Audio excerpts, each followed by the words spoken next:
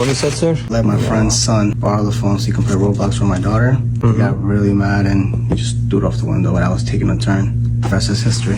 Took it to Apple, told me that they can't fix it, save the data or anything. So literally I have no more hope. You're my hope. And you trying to change the color? Oh, yeah. Basically? I'll take that. Don't worry. I Thank got you, man.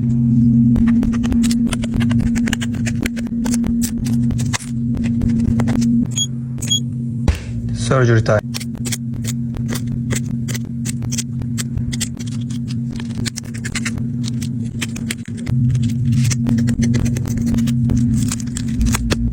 Your phone is ready, sir.